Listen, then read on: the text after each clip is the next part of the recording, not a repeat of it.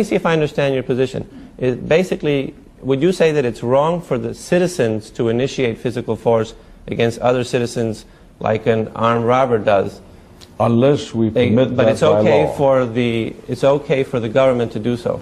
Because the government has been authorized by the people. Okay, but if the government authorized armed robbers to do it, it would be okay? If the government is that foolish to do so, I don't know what kind of country that would be, but that's legal, and if it's constitutional, so be it.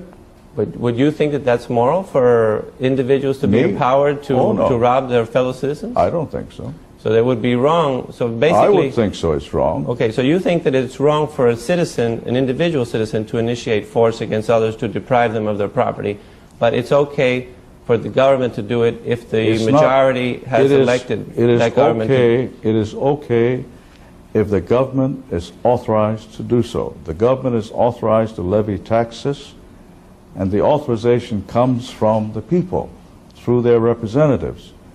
Now, if the people through their representatives say no taxes, everything be charity, so be it.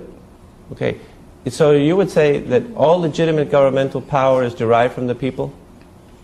That's the way it is in our Constitution.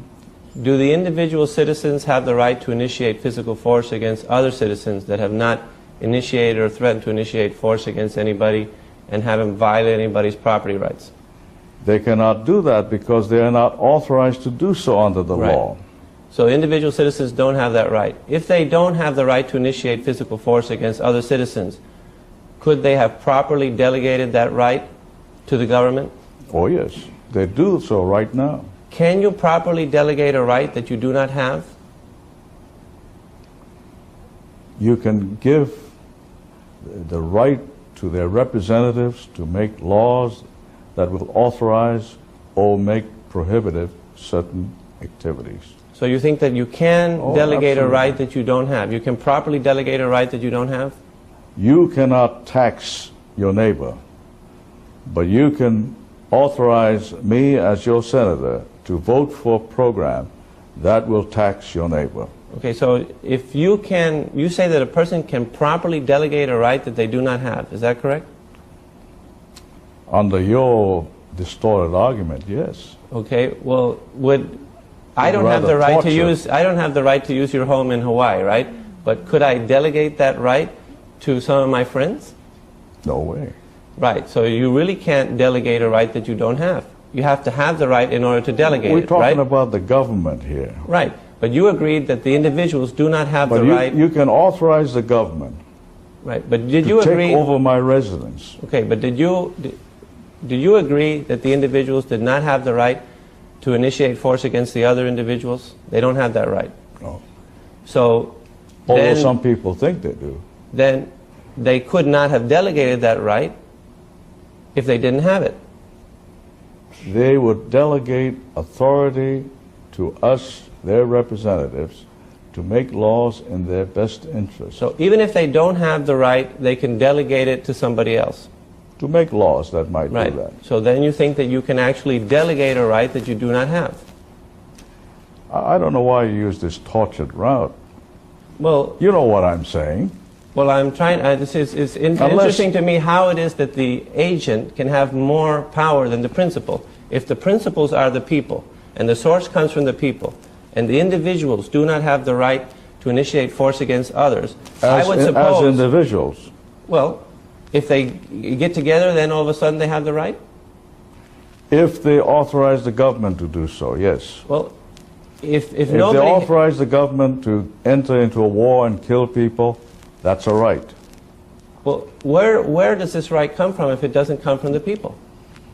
The people through the Constitution. Well, the Constitution was made by the people, right? That's right.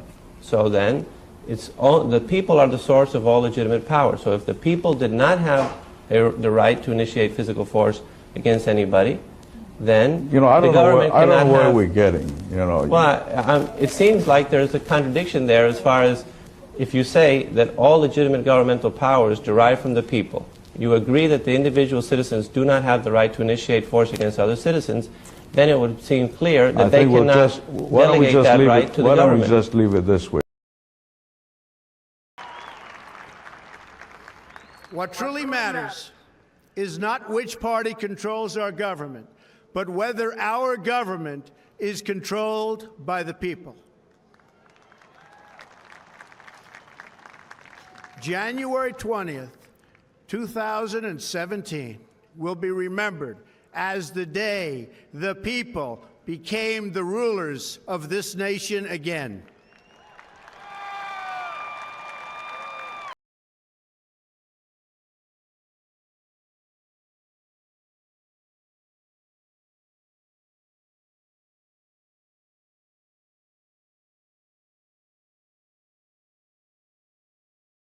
These fraternities are bloodlines, so they go long, back in history.